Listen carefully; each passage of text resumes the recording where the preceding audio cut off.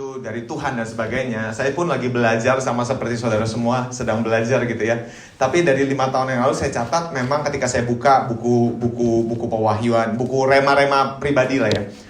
Setiap awal tahun saya selalu dapat satu pesan message, prophetic message yang sebenarnya setelah saya pikir-pikir sangat-sangat berpengaruh buat hidup saya pribadi, buat saya pribadi, keluarga saya, juga youth yang saya pimpin, mentor-mentor yang saya pimpin itu memang setiap tahun tuh jadi sebuah trademark. Tahun ini yang kita bisa expect dari Tuhan, ini yang kita bisa expect dari perjalanan rohani kita. Setiap tahun tuh selalu ada prophetic message-nya. Saya ingat awal tahun 2020 kemarin saya dapat tentang sebuah pesan kuat, perkataan statement per statement. Biasanya tiap tahun tuh ini, tapi tahun 2020 kemarin tuh nggak ada tahun ini tahun apa. Tapi tahun 2020 kemarin tuh saya baru pertama kali dapat message bahwa saya lihat, saya taruh dikasih pesan bahwa ada begitu banyak gereja ada begitu banyak kita nih orang percaya kehilangan, kehabisan anggur. Kalau saudara masih ingat awal tahun lalu, kehabisan anggur, tapi jangan khawatir karena surga masih punya begitu banyak anggur. Ketika kita minta, anggur itu turun. Itu awal tahun 2020 kalau masih ingat message-nya. Jadi tahun 2020 ketika tengah-tengah kita banyak goncang tuh, saya ada review kembali, saya juga ada sharing. Betul, kita masih ingat walaupun kita seperti kehilangan anggur, kehabisan anggur, kehabisan anggur, tapi surga gak pernah kehabisan supply. Itu yang saya dapat. Nah, tahun 2021 sebenarnya ya saya nggak mempersiapkan doa, nggak ada mempersiapkan. Memang sempat doa sih, tapi kayak nggak dapat apa-apa gitu loh untuk pesan profetik. Jadi saya pikir ya saya akan jalan dengan apa yang saya sudah siapkan tahun lalu pas pembukaan AWC. Tapi mau anda tahu pas pembukaan AWC Jakarta saya nggak bisa datang karena sakit ya. Jadi ngedrop badannya. Jadi ya saya pikir ya sudah, berarti belum saatnya. Saya ada waktu untuk berdoa dapat prophetic message tahun 2021. Nah, ketika saya berdoa ada satu malam di mana Tuhan benar-benar kuat banget hadir di tempat doa, ya di ruangan meja makan ketika saya berdoa main piano. Saya berasa Tuhan kuat banget hadir dan seperti Dia kasih satu pesan profetik untuk tahun 2021. Tapi pesan profetik ini lebih ke arah mengobrak-ngabrik sebenarnya kita punya cara berpikir, mengobrak-abrik hati kita. Lebih kepikiran sih sebenarnya. Jadi hari ini aku mau sharing tentang making room, membuat sebuah ruangan buat Tuhan, membuat sebuah ruangan. Satu firman Tuhan yang kita mau baca sama-sama ada di 2 Raja-Raja 4 ayat 8-17. Dan saya berharap apa yang saya sampaikan hari ini bisa menjadi pesan profetik tahun 2021. Saya berharap, saya tahu ini pesan untuk saya pribadi dan juga untuk anak-anak youth yang memang saya pimpin. Tapi saya berharap, saya berdoa juga ini jadi pesan message kuat buat setiap kita masing-masing. Karena pewahyuan itu harus kita tangkap secara pribadi. Walaupun saya yang bagiin, tapi kita yang mesti tangkap ini dari Roh Kudus. Ini pesan yang saya harus pegang di panjang 2021 ini. So kita buka sama-sama di 2 Raja-Raja 4 ayat 8-17. Agak sedikit panjang tapi sedikit aja kita baca. Kita baca sama-sama 2 Raja-Raja 4 ayat 8-17. Dari sini saya mau bahas tentang apa yang Tuhan pesankan untuk 2021. 1, 2, 3. Pada suatu hari Elisa pergi ke Sunem. Di sana tinggal seorang perempuan kaya yang mengundang dia makan. Perempuan yang kaya ya. Jadi kita tahu perempuan ini kaya dan mencintai Tuhan. Mengundang dia makan dan seberapa kali ia dalam perjalanan singgahlah ia ke sana untuk makan. Jadi Elisa tahu makanan enak ya. Kalau rumah orang kaya makanan enak-enak. Kalau ke rumah mama tuh makanannya enak-enak gitu. Selalu enak. Elisa tahu makanan enak. Berkatalah perempuan itu kepada suaminya, sesungguhnya aku sudah tahu bahwa orang yang selalu datang kepada kita ini abdi Allah yang kudus, gitu loh.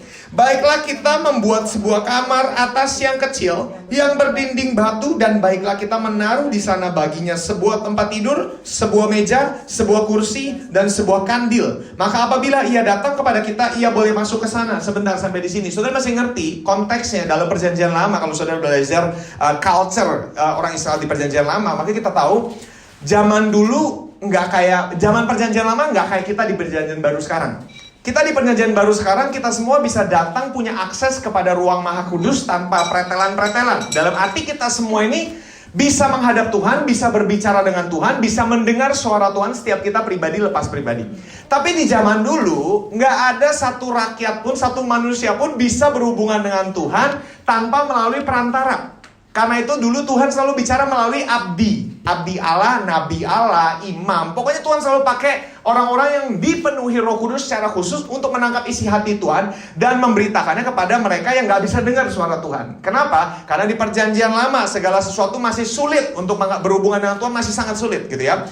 Jadi untuk menerima hamba Tuhan di zaman perjanjian lama adalah sama seperti menyambut Tuhan sendiri. Nah, hal yang sama tidak lagi bisa diaplikasikan di sekarang. Walaupun mungkin bisa, tapi kita nggak bisa memperlakukan seorang hamba Tuhan selayaknya kita memperlakukan Tuhan sendiri. Karena kita mesti ngerti, setiap kita sekarang punya akses, setiap kita adalah imam, setiap kita adalah pelayan Tuhan secara pribadi. Ya, dulu kalau menyambut seorang hamba Tuhan itu seperti menyambut Tuhan sendiri. Mendengar seorang hamba Tuhan berbicara dulu di perjanjian lama adalah seperti mendengar Tuhan sendiri berbicara. Jadi zaman dulu hamba Tuhan memang sangat punya kelas tinggi sekali gitu loh. Ya, sedikit banyak memang kita seringkali berpikir hal yang sama terjadi di sini. Walaupun saya sekarang berdiri, saya juga hamba Tuhan. Tapi saudara, saya mau kita ngerti bahwa setiap kita dipanggil sebagai hamba Tuhan. Semua kita hamba Tuhan. Bukan karena pekerjaan saya pendeta maka saya hamba Tuhan, Anda bukan hamba Tuhan. Kita sama-sama hamba Tuhan. Walaupun Anda cuma ibu rumah tangga, Anda tetap adalah hamba Tuhan. Karena itu panggilanmu. Masing-masing panggilannya beda, talenta kita beda. Ya, ngerti ya? Jadi kalau dulu orang bisa membuat ruangan untuk hamba Tuhan, itu artinya dia membuat ruangan untuk Tuhan. Jadi perempuan ini dalam konteksnya, berarti perempuan ini tahu bahwa ini yang berkunjung adalah a man of God. Dan dia carry a presence of God. Dia carry hadirat Allah yang gak bisa dirasakan manusia lain. Saudara mesti ngerti ya. Hadirat Allah di zaman dulu, kalau sekarang hadirat Allah dibawa oleh kita. Kemuliaan Allah dibawa oleh setiap kita. Di zaman dulu, kemuliaan Allah bisa dirasakan hanya oleh orang-orang yang membawa pengurapan Tuhan. Jadi perempuan kaya ini tahu, this is a man of God. I felt the presence of God. Saya merasakan hadirat Tuhan. Karena itu dia bilang ke suaminya, kita buat ruang buat dia. Jadi dia seperti bilang, let's make a room for God. Nah, tahun 2021 ini pesan yang seperti Tuhan taruh di hati saya. Kita harus buat ruangan untuk Tuhan. We have to make a room for God. Ya, we have to make a room for God. Terus kita lihat pada ayat 11. Pada suatu hari datanglah Elisa ke sana, lalu masuk ke kamar atas dan tidur di situ. Kemudian berkatalah ia kepada Gehazi, bujangnya, panggillah perempuan Sunem itu. Lalu dipanggillah perempuan itu dan berdiri di depan Gehazi. Elisa telah berkata pada Gehazi, cobalah katakan kepadanya, sesungguhnya engkau telah sangat bersusah-susah seperti ini untuk kami. Apa yang dapat ku perbuat bagimu? Adakah yang dapat ku bicarakan tentang kau kepada raja atau kepada tentara? Jawab perempuan ini, apa saudara? Aku ini tinggal di tengah-tengah kaumku. Bahasa Indonesianya nggak jelas kan? Ditanya mau apa, jawabnya aku tinggal di mana gitu kan ya. Ini karena kita baca terjemahan yang bahasa Indonesia. Tapi kalau kamu baca terjemahan bahasa Inggris, maka jawabannya make sense. Ketika ditanya kamu mau apa, jawabannya dalam bahasa Inggris begini, I am good. Tahu ya maksudnya ya? What do you want? I am good. Kalau dijawab begitu, saudara ngerti artinya apa ya? Kamu mau apa? I am good. I'm good tuh kayak, gue udah cukup. Saudara ngerti ya? Gue udah cukup. Jadi kalau di Indonesia terjemahannya kita nggak ngerti. Tapi kalau Anda baca bahasa Inggris, Anda akan ngerti. Perempuan ini jawabnya, I am good. I am good. Pokoknya gue udah cukup. Kalau ditanya, how are you? I'm good gitu. Intinya kayak okay, gue udah good. I'm good gitu. Jawabannya I'm good gitu ya. Kemudian berkatalah Elisa, apakah yang dapat keperbuat baginya? Jawab Gehazi, ia tidak punya anak dan suaminya udah tua. Lalu berkatalah Elisa, panggil lagi dia. Kedua kali, dan sesudah dipanggil berdirilah perempuan itu di pintu. Berkatalah Elisa, pada waktu seperti ini juga tahun depan engkau ini akan menggendong seorang anak laki-laki. Tetapi jawab perempuan itu, jangan tuanku ya abdi Allah, janganlah berdusta kepada hambamu ini. Ayat 17. Mengandunglah perempuan itu lalu melahirkan seorang anak laki-laki pada waktu seperti ini juga pada tahun berikutnya, seperti yang dikatakan Elisa kepadanya. Ya saudara, saya feel konteksnya dulu untuk kita ngerti apa yang Tuhan mau pesankan untuk kita di 2021 ini. First of all, perempuan ini adalah perempuan, a woman of God. Perempuan yang cinta Tuhan. Perempuan yang memang mengasihi Tuhan. Perempuan kaya yang mengasihi Tuhan. Dia bukan perempuan yang ngejar-ngejar urapan. Saudara masih ngerti ya? Kan saudara pasti, ya kalau Anda udah cukup lama sebagai orang Kristen, minimal kenal lah ada orang-orang yang perlakuannya kepada hamba Tuhan tuh spesial banget gitu kan. Tapi kepada orang lain, gitu kan. Ya saudara pasti ngerti lah. Karena orang-orang itu kan ngejar urapan, ngejar ya. Pasti sedikit banyak Anda pasti kenal lah orang-orang kayak gitu. Tapi perempuan ini bukan orang yang kayak gitu. Memang perempuan ini mengasihi Tuhan. Dia bukan kasih sesuatu kepada Tuhan dengan harapan Tuhan kasih dia sesuatu balik. Enggak. Dia memang mengasihi Tuhan karena itu dia melayani gitu. Saudara masih ingat ya, this is a woman of God yang memang mengasihi Tuhan dan suka melayani Tuhan. Saudara masih ngerti? Memang motivasinya tulus. Tahu dari mana? Ketika ditanya dia nggak minta apa-apa. Saudara ngerti ya? Kalau ditanya mau apa? Oh, gue punya banyak nih, siap gitu kan. Itu kan orang yang punya agenda gitu kan. Tapi perempuan ini nggak punya agenda. Memang dia tulus mengasihi Tuhan. Tapi pertanyaan saya yang ketika saya baca, sesuatu yang menggelitik hati saya, yang Tuhan suruh saya baca berulang-ulang, adalah respon perempuan ini ketika ditanya, kamu mau apa? Jawabannya, I'm good. I'm good. I'm good tuh sebuah jawaban yang kayak, gue udah cukup. Kalau misalnya saya tanya, kamu ulang tahun mau apa? Gak usah. Kayak gitu, jawabannya tuh gitu. Gak usah, saya udah cukup. Semua saya punya. Kurang lebih gitu, jawabannya dia tuh gitu. Jawabannya, aku udah punya semua.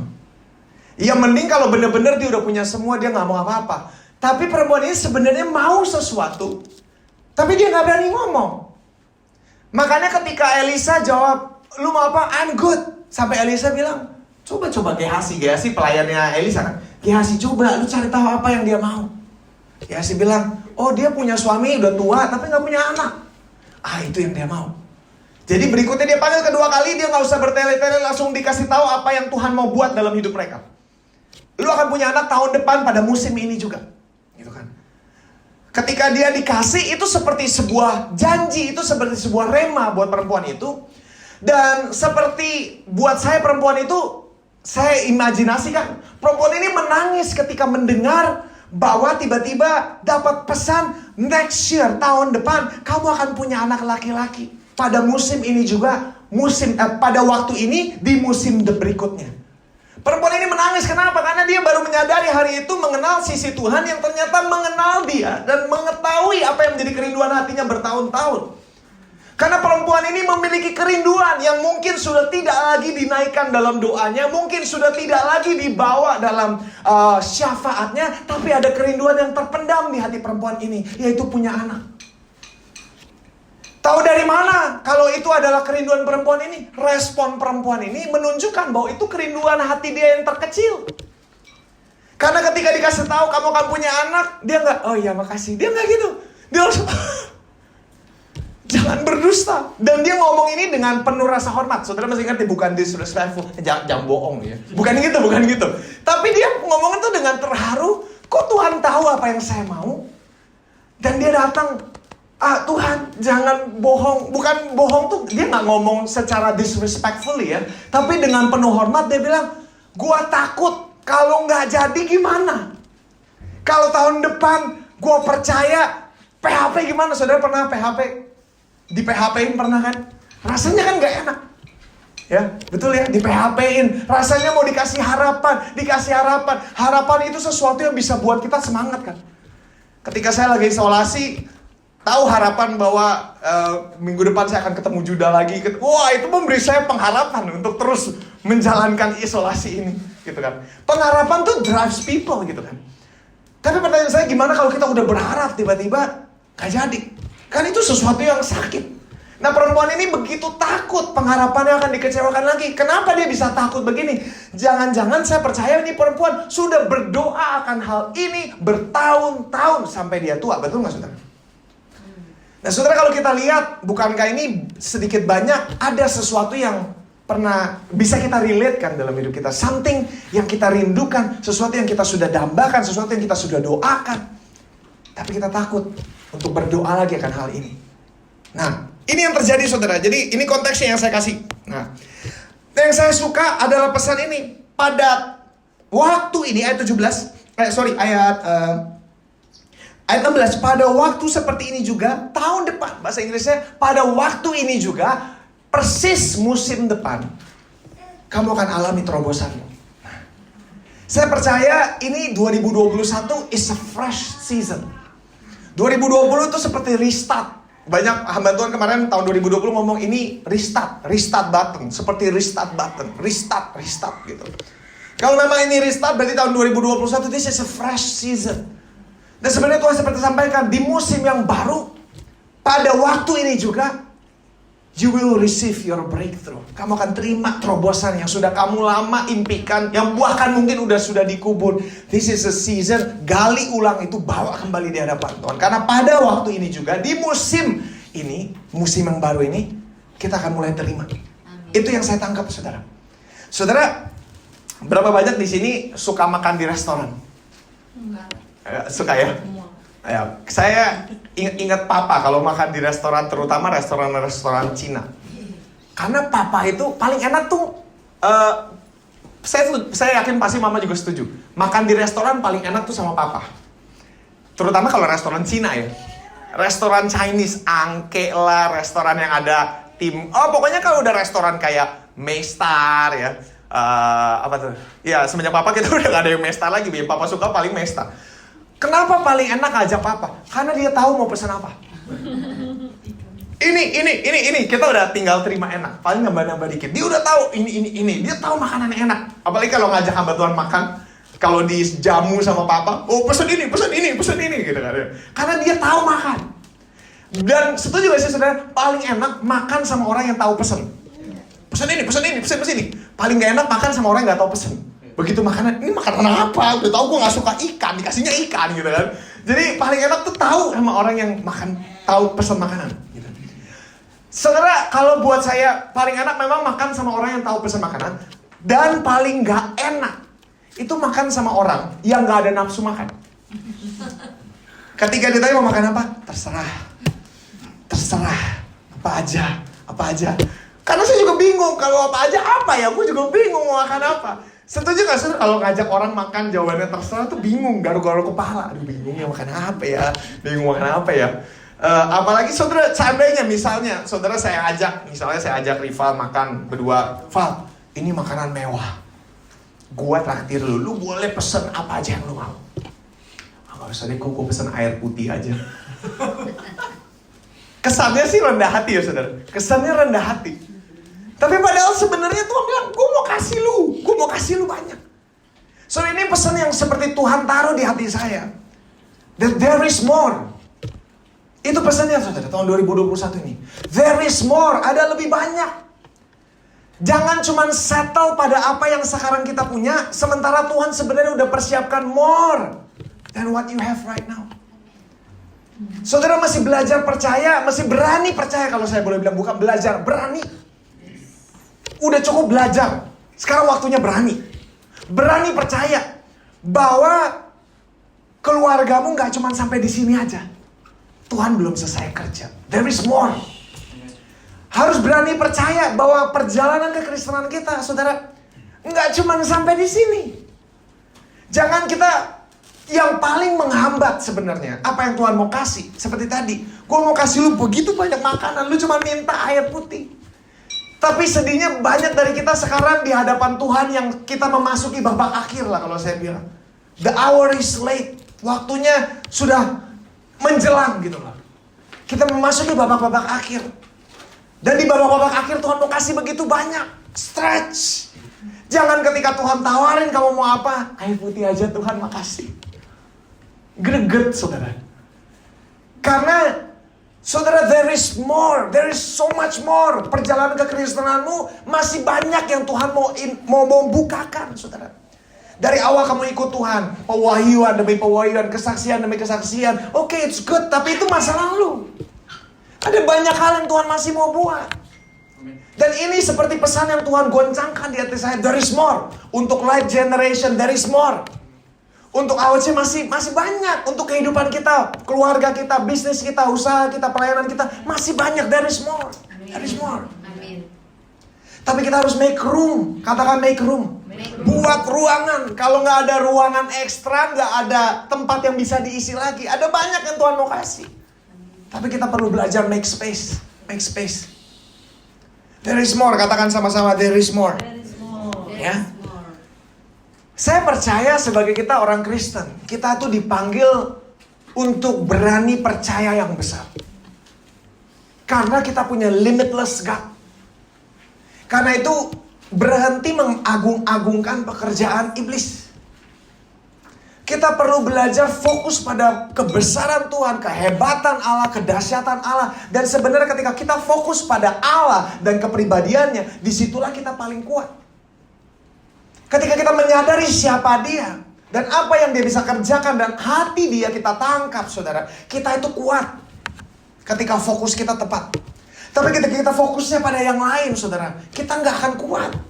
Karena sumber kekuatan kita pada Tuhan. Kita punya limitless God. Jadi jangan settle, jangan puas. Sebenarnya menurut saya, kata puas itu adalah penghambat pergerakan. Ketika kita puas, ya udah cukuplah, keluarga gue sekarang udah begini, oke lah, sekarang semuanya udah datang ke sini, oke lah. What if kalau Tuhan sebenarnya masih mau kasih banyak lagi, tapi kita settle hanya dengan air putih aja. Nah itu loh saudara. Berapa banyak sadar bahwa sebenarnya it's okay to want more. Kadang-kadang kita pikir, jangan minta banyak-banyak lah. It's okay to want more. Saya mau bilang, it's okay to want more. Untuk kegerakan light, contoh, kita jangan settle pada apa yang Tuhan pernah gerakan di masa-masa lalu. Betul, kegerakan-kegerakan Tuhan di light, dahsyat. But there is more. Ada banyak lagi. It's okay to want more. Dan sebenarnya Tuhan mau kita terus minta lebih lagi. Terus minta lebih lagi. Saudara, kita nggak minta karena kita nggak percaya sebenarnya. Kalau kamu percaya, kamu minta. Saya teringat dengan cerita waktu itu kenapa saya putuskan untuk decide untuk go waktu itu go for Westin. Kalau ini dari saya waktu itu cerita kecil. Si Evelyn cerita sepupu dia tuh di US kaya kan. Kalau tinggalnya di sana kaya. Lalu anak dia nih suatu hari ke toko Zara lihat jaket harga $2.000. Kalau saya lihat jaket harga $2.000, saya pura-pura gak lihat. Karena out of budget gitu kan, out of budget gitu kan. Nggak akan saya minta karena out of budget. Tapi ini anak ambil jaketnya, datang ke papa, "Pak, aku mau ini, beliin boleh nggak?" Saudara, gimana ya? Kalau kamu tahu seberapa kayanya papa kamu berani minta sesuai yang kamu tahu pantas. Ya. Kalau contoh, ya kalau kamu bukan sultan, ya kan, saudara ngerti ya, kalau saya nggak mungkin datang ke mah beliin aku pesawat terbang dong. Karena mak gue bukan sultan gitu kan. Saudara ngerti ya? Apa takaran di mana dia berani minta $2.000 karena dia tahu papanya sekaya apa. $2.000 buat papanya, ya saudara bukan maksudnya gimana ya, saudara ngerti ya? Kalau $2.000 buat papa dia mampu dan itu oke gitu loh. Makanya dia berani minta. Kalau enggak kan, ya garuk-garuk kepala kan, saudara bisa bayangkan ya. Seberapa banyak yang berani kita minta, itu sebenarnya sedikit banyak ada hubungannya dengan seberapa kenalnya kita kepada Tuhan yang begitu kaya. Kalau kamu tahu papamu di surga kayanya minta ampun, kamu berani minta pesawat terbang, istilahnya gitu. Saudara jangan ambil, oh kok minta pesawat terbang, enggak ya, gue gak bilang begitu ya, saya gak bilang begitu sama sekali. Saya cuma mau kasih gambaran pengertian iman kita, stretch kita, itu bergantung sama pengenalan kita pada Bapa kita di surga dan pengenalan kita terhadap hatinya. Saudara masih ngerti ya? Jadi seperti itu saudara. Ketika kita belajar, ketika kita minta sesuatu, itu tanda bahwa kita yakin Tuhan mau, Tuhan sanggup, dan yang paling penting Tuhan mau. Apa? Bener gak sih? Tuhan sanggup, Tuhan bisa, dan Tuhan mau. Nah saya percaya permasalahan kita bukan di sanggup dan bisanya. Kita tahu Tuhan sanggup, kita tahu Tuhan bisa. Yang kita ragu, Tuhan mau atau enggak. Ini kehendak Tuhan atau enggak. Itu yang kita sering ragu. Tapi saudara, saya mau kita sama-sama stretch, minta.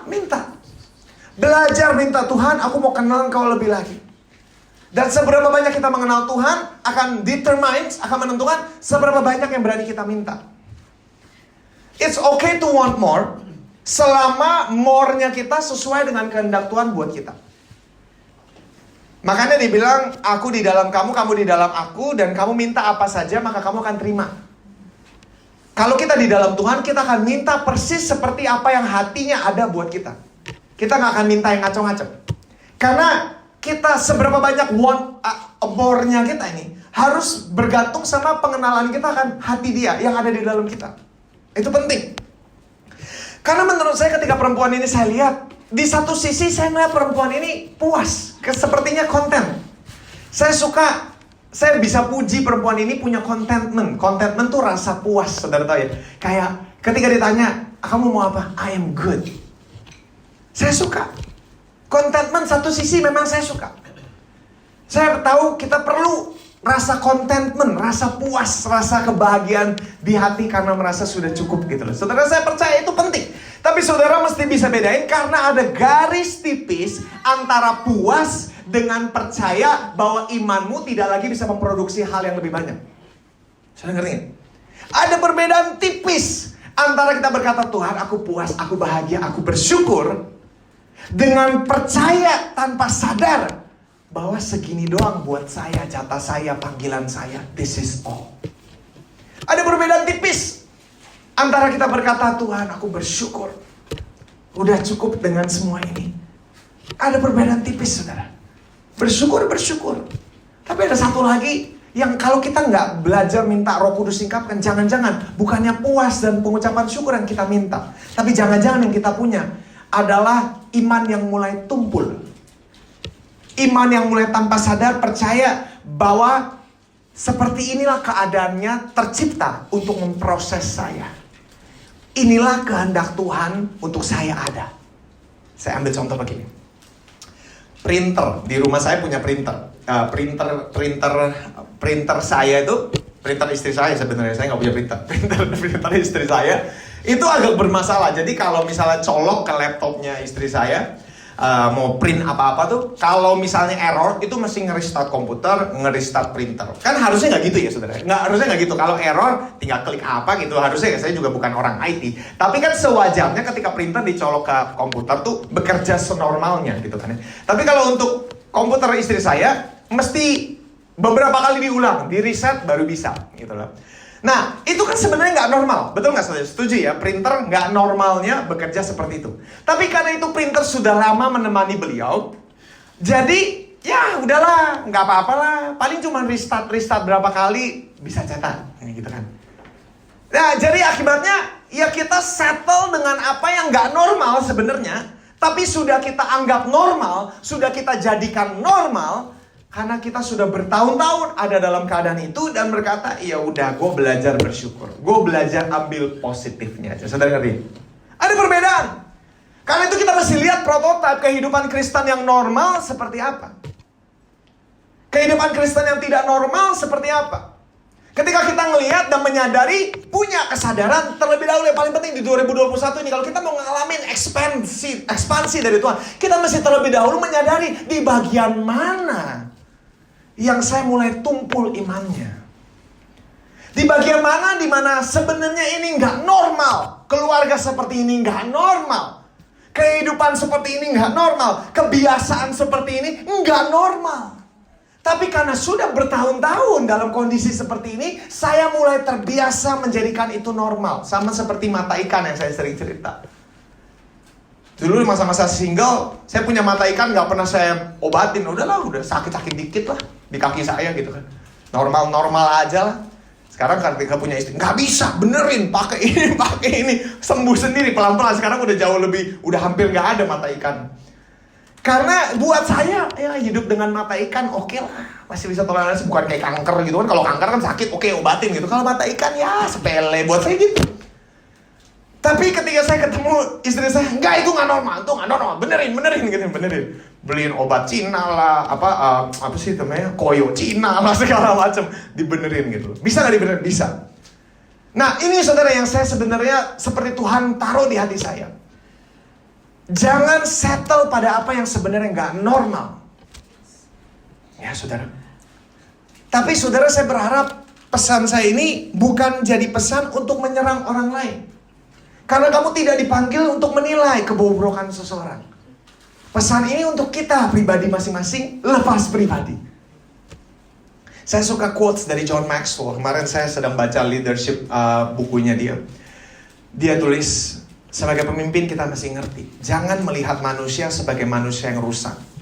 Karena kalau kamu ngelihat manusia sebagai manusia yang rusak, setiap ketemu orang, kamu selalu berusaha untuk memperbaiki dia. Perbaiki. Terus dia juga bilang, jangan pernah ngelihat manusia sebagai manusia yang lemah. Karena kalau kamu lihat orang lemah, pikiran kamu selalu, apa yang gue bisa tambahin? Apa yang gue bisa buat? Apa yang bisa gue rubah? Tapi John Maxwell bilang gini, A good leader melihat manusia lain sebagai valuable, berharga. Karena ketika kamu melihat manusia lain berharga, kamu akan layani dia. Saya suka banget quote itu. Taruh di hati saya tahun ini. Enggak cuma melihat, perbaikin ini, enggak. Tapi serve people. Karena kita ngelihat mereka berharga, kita keluarkan yang terbaik karena mereka berharga. Bukan dengan nada menggurui, bukan dengan nada memperbaiki, tapi melayani. Saya suka banget. Ya. Saudara, balik lagi. Ada banyak hal yang Tuhan mau buat. Ada banyak hal. Tapi saya berdoa supaya kita ngerti. Sama halnya dengan perempuan ini. Pada awalnya perempuan ini minta, aku mau punya anak. Aku mau punya anak. And there is nothing wrong untuk mau punya anak, gak salah. Karena itu normal. Kalau kamu married, kamu punya anak, itu normal. Gitu kan? Tapi yang perempuan ini mulai berdoa bertahun-tahun, gak dapat, sampai bertahun-tahun. Akhirnya dia mulai tanpa sadar memulai mendevelop sebuah pemikiran, konsep kebohongan yang diambil dari iblis yang berkata bahwa bukan kehendak Allah untuk kamu punya anak. Betul gak saudara? Tanpa sadar seringkali kita pikir. Contoh ini kasus perempuan ini, gak punya anak, doa, udah pakai segala jurus doa, udah dia naikkan dengan begitu banyak doa puasa yang menyertainya. Karena bertahun-tahun gak dapat jawaban, tanpa sadar ada suara bisik-bisik, pasti itu dari iblis, gak mungkin dari Tuhan. Kalau kebohongan, betul gak saudara? Suara bisik-bisik yang berkata bahwa bukan kehendak Tuhan kamu punya anak, itu pasti dari iblis. Karena sudah dasarnya semua adalah kehendak Tuhan untuk kita punya anak, betul gak sih saudara? Menikah dan punya anak itu normal dan gak ada yang salah dengan itu. Tapi sadar perempuan ini mulai berpikir, memang mungkin bukan kehendak Tuhan untuk saya punya anak. Detik itu perempuan itu mulai berhenti minta. Saudara, ya, saudara, apa yang di tahun ini bertahun-tahun sebagai orang Kristen kita mulai doakan apa yang tadinya kamu percaya itu normal, itu harusnya ada dalam kehidupan orang Kristen. Kekudusan kah, keluarga yang harmonis kah, kehidupan yang bebas sepenuhnya kah, itu normal.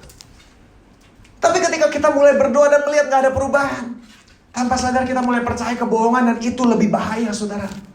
Ketika kita mulai berkata, ya mungkin kehendak Tuhan. Mungkin kehendak Tuhan keluarga saya seperti ini karena saya diproses. Mungkin kehendak Tuhan saya punya kebiasaan yang seperti ini buruk, gak bisa keluar-keluar karena saya lagi diproses. Saudara, itu kebohongan iblis. No. Hari ini saya mau kembalikan apa yang jadi normal. Ya. Di satu sisi juga, saudara, kalau kita pelajari kenapa akhirnya perempuan ini bisa terima apa yang dia rindukan, walaupun sudah berhenti dia doakan, saudara. Kalau saudara tanya, jawaban saya satu, kesetiaan. Betul gak sih? Perempuan ini setia. Karena walaupun dia sudah berhenti minta bayi, tapi dia gak berhenti melayani Tuhan. Perempuan ini setia. Kesetiaan dia ini yang jadi nilai poin plus sama Tuhan. Satu firman Tuhan di Amsal 28 ayat 20, saudara. Amsal 28 ayat 20. Ini juga satu ayat firman Tuhan yang saya dapat. Amsal 28 ayat 20 firman Tuhan berkata begini. Orang yang dapat dipercaya mendapat banyak berkat. Tetapi orang yang ingin cepat menjadi kaya tidak akan luput dari hukuman. Bahasa Inggrisnya, orang yang bukan orang yang dapat dipercaya, tapi a faithful person. Orang yang setia, faithful tahu ya? Faithful, setia. Orang yang setia akan mendapat begitu banyak reward, bahasa Inggrisnya, bukan berkat. Ya berkat juga boleh, berkat juga reward. Orang yang bisa dipercaya, orang yang setia, a faithful person, akan dapat banyak reward. Saudara, perempuan ini mungkin secara iman mulai tumpul. Dia udah gak percaya, mungkin dia udah tanpa sadar percaya bahwa memang Tuhan gak mau saya punya anak. Tapi walaupun demikian, dia gak berhenti mengejar hati Bapa di surga. Dia gak berhenti mengejar Tuhan, dia gak berhenti melayani. Dia gak berhenti pursue the heart of the Father, walaupun dia udah berhenti minta bayi. Dan saudara, ini yang penting. Faithful, setia dalam mengerjakan talenta kita, itu penting. Saudara tahu setiap kita punya talenta. Setiap kita diciptakan pasti ada talentanya. Tapi talenta setiap kita akan beda. Saudara mau tahu perempuan ini punya talenta apa? Yang dia kembangkan sedemikian rupa, sehingga ketika talenta itu dia kerjakan dengan setia, Tuhan bisa bergerak dalam hidupnya. Saudara mau tahu talenta apa yang dia punya? Karunia apa yang dia punya? Karunia yang dia punya adalah karunia memberi tumpangan. Saudara, dengan setia dia kerjakan karunia memberi tumpangan. Saudara tahu di ayat firman Tuhan Paulus pernah berkata begini, ada begitu banyak karunia. Ada karunia untuk bernubuat, yang punya karunia untuk bernubuat. Yang punya karunia untuk mengajar. Yang punya karunia untuk melayani dikatakan serve, melayani. Karunia melayani atau karunia memberi tumpangan. Saudara, memberi tumpangan, melayani, the gift of serving adalah karunia Tuhan yang kasih. The gift untuk memberi tumpangan adalah milik Tuhan. Dan saudara, kalau kita sekarang coba saudara lihat di zaman sekarang, kita pengennya karunia profesi, nubuatan, betul nggak saudara? Satu kita buka sedikit deh, Roma 12 ayat 6. Rupa-rupa karunia, sedikit aja, Roma 12 ayat 6, saudara baca sedikit. Intermezzo sedikit saudara, Roma 12 ayat 6. Demikianlah kita mempunyai karunia yang berlain-lainan menurut kasih karunia yang dianugerahkan kepada kita. Jika karunia itu untuk bernubuat, baiklah kita melakukannya sesuai dengan iman kita. Jika karunia untuk melayani, baiklah kita melayani. Jika karunia untuk mengajar, baiklah kita mengajar, nasihati. Ya, seperti itu saudara. Saudara lihat, di sini kita melihat bahwa di mata Tuhan, nilai karunia menasihati dengan karunia melayani sama. Nilai karunia bernubuat dengan karunia melayani sama. Serving is not sexy. Di zaman sekarang melayani itu nggak seksi. Betul nggak sekarang? Contoh, kalau kamu datang ke sebuah tempat, yang mana yang lebih dihormati, hamba Tuhannya atau asyir? Asyir kita, hamba Tuhan. Padahal di mata Tuhan nilainya sama loh. Karena dua-duanya sama-sama mengerjakan talenta mereka. Adalah sebuah bahaya ketika kita mulai menganggap yang satu lebih tinggi dari yang lainnya hanya karena karunia itu lebih wow. Saudara, serving, melayani memang gak seksi, tapi Tuhan Yesus datang sebagai pelayan. Saudara, dia pelayan, dia nabi juga. Dan di mata Tuhan kelasnya sama, saudara, sama. So kalau hari ini kamu sadar ya, gue bernubuat bingung, mengajar apalagi, menasihati dikit-dikit lah, anak gua bisa. Tapi minimal gua bisa melayani. It's your gifting. Kalau setialah dalam mengerjakan hal itu. Saudara, kalau memang panggilanmu, karuniamu adalah melayani, ya saudara, setia kerjakan itu. Nanti di surga Anda akan dapati orang yang melayani setia di asyir sama setia di mimbar, saudara. Di surga dua-duanya akan dapat upah yang sama besarnya. Kenapa? Karena dua-duanya melayani Tuhan. Faithful, setia. Katakan sama-sama, faithful. Setia, saudara, setia dalam mengerjakan apa yang kamu memang dipercayakan. Walaupun dia bilang, lu begini doang, lu kayaknya cuma pelayan doang. Ya gak apa-apa, panggilan gue memang melayani. Gue bisanya melayani. Dan gak ada yang bisa melayani sebaik gue. Dan itu udah panggilan lu. Setia aja mau orang anggap rendah, dia anggap itu upahmu. Saudara, faithful. Perempuan ini faithful. Orang firman Tuhan di Amsal berkata, a faithful person terima banyak reward. Perempuan ini dapat yang dia inginkan, yang sudah lama dia gak doakan karena mungkin kecewa dan sebagainya. Tapi akhirnya dia dapat toh. Gara-gara apa? Dia setia mengerjakan talenta dia, setia mengembangkan talenta dia. Apa? Making room, itu talenta dia. Sampai akhirnya dia buat ruangan untuk Tuhan bergerak dalam hidupnya. Faithful. Nah, sekaligus dengan faithfulness, saudara, saya juga mau sampaikan, perempuan ini faithful, tapi faithless. Perempuan ini setia, tapi imannya tumpul. Saudara, bisa loh, orang setia habis-habisan, tapi sudah gak berani minta apa-apa sama Tuhan. Perempuan ini contohnya, faithful, tapi faithless. Saudara tahu faithless ya? Ada iman. Sementara yang Tuhan dapati terakhir kan, ada keiman. Bisa jadi kita faithful, kita mau mengabdikan, taruh habis-habisan. Dan memang saudara, saya percaya setiap kita hari-hari ini dipanggil. Apapun minimal kalau hari ini, gak tahu apa, minimal the basic gifting yang kita semua pasti punya, serving. Tapi sekaligus kita serve, kita harus tetap punya mengasah iman kita. Saudara, Yosua, sebelum dia jadi pemimpin, dia adalah hambanya Musa kan? Before he was a leader, he is a servant. Saudara. Saya percaya, saya kemarin sangat terinspirasi dengan buku John Maxwell. John Maxwell tulis begini. Kamu nggak akan pernah kalah membuat seseorang menang. Kamu nggak akan pernah kalah dalam membuat seseorang menang. Dalam arti gini, selama, ya saya sih ini sesuatu yang saya pikir, selama kita akan ada waktunya, contoh Yosua, menjalankan visi yang Yosua dapat dari Tuhan. Tapi kalau waktunya belum datang, tugas dia satu, melayani Musa. Melayani visinya Musa. Ya seperti hari ini saya juga punya visi, saya punya kerinduan. Tapi saya tahu panggilan tertinggi saya hari ini melayani mama saya. Melayani visi yang mama ada, pemimpin saya.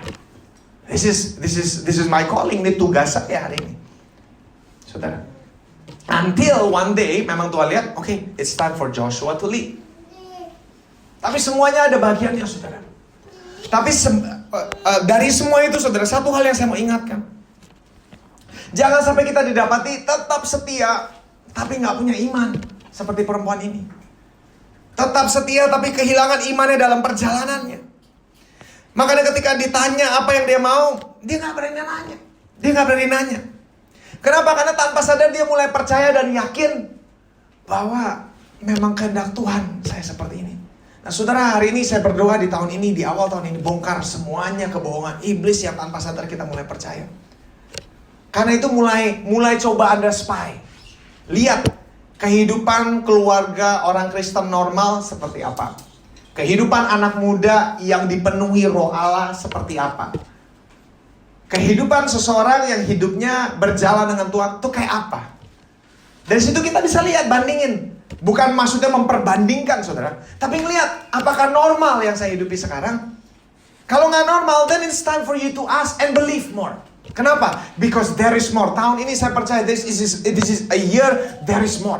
Ada lebih banyak. Dan saya percaya it's coming. Yang kita perlu lakukan apa? Make room. Seperti perempuan ini juga make room doang. Tugas dia cuma satu, make room. Kasih ruangan buat Tuhan. Kasih ruangan buat Tuhan. Kasih ruangan buat Tuhan. Makanya saya juga hari-hari ini tergugah sekali, saudara. Tergugah sekali. Saya belakangan lagi suka nonton Jesus Image. Jesus Image, Michael Koulianos tuh menantunya Benny Hinn.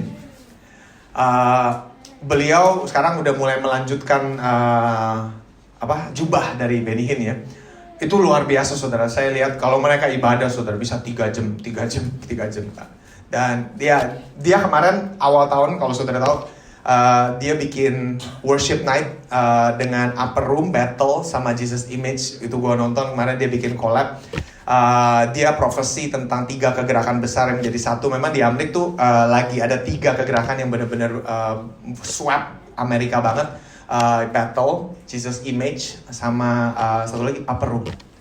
Upper Room yang kalau banyak dari kita mungkin kemarin pas aku nonton, saudara, ketika saya nonton itu hati saya seperti menangis terus, saudara. Itu saya berasa kuat banget kuasa Tuhan. Dan apa yang saya mau ngomong tadi ya?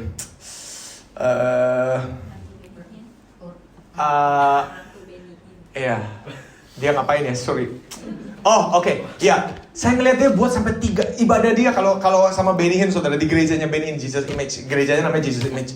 Itu ibadah bisa 3 jam. Karena dia bilang, kita di sini untuk cari Yesus. Dan saudara, ibadah mereka khotbah cuman sedikit per 15-20 menit, sisanya penyembahan aja, saudara, 3 jam. I felt like, wow, culture yang seperti itu loh, saudara. Yang saya bilang, dia cuma bilang begini, ya, lu expect orang datang disembuhkan, dipulihkan, ngalamin Tuhan cuma dalam 1 jam 45 menit. Gimana caranya? Gitu. Ya saya pikir-pikir iya juga ya. 1 jam 45 menit, gue mau ini, gue mau ada ini, semuanya harus ada plak 3 in 1 gitu kan. Tapi saya percaya, saya tergerak sekali sih. Saya bilang untuk mengembalikan Yesus di tengah-tengah gereja, that's very important. Amin. Mengembalikan Yesus yang adalah pusat penyembahan kita. Pusat segala sesuatunya. The desire of our heart. The fairest of 10,000. Saudara, simple. Sebenarnya kalau lihat, saya tergugah sekali karena kalau Anda nonton YouTube dia, saudara, di Jesus Image ya, saudara.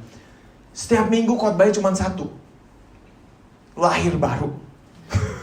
lahir baru lagi, lahir baru lagi. Tapi setiap minggu makin banyak ngalamin Tuhan, because they come bukan untuk message-nya, tapi untuk Tuhan Yesus. Jesus di center banget. Yesus benar-benar center dari tempat ibadah mereka. It's all about Jesus. Benny Hinn sekarang simple banget, udah gak pakai putih-putih lagi. Jeans, jaket, dia cuma duduk di jemaat lihat menantunya yang take up the mantle. Duduk di pinggir. Kemarin saya juga nonton dia punya impartation di akhir tahun 2020 di impartasi.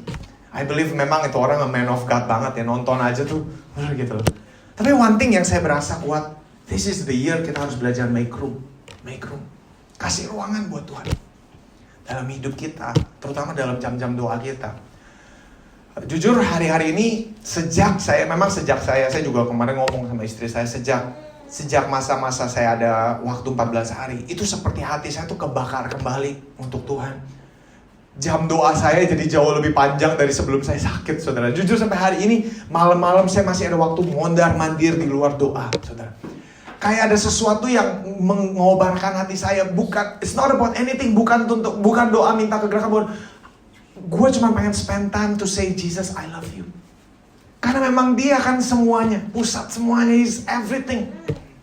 Dia pusat segala sesuatu. Kalau bukan dia yang jadi pusat lagi, nggak ada alasan lagi untuk kita kerjakan apapun. He's supposed to be the center. Itu loh saudara, kemarin saya pas doa, saya cuma ada satu kata yang saya ingat. The fairest of 10,000. Tuhan, Engkau tuh fairest of 10,000.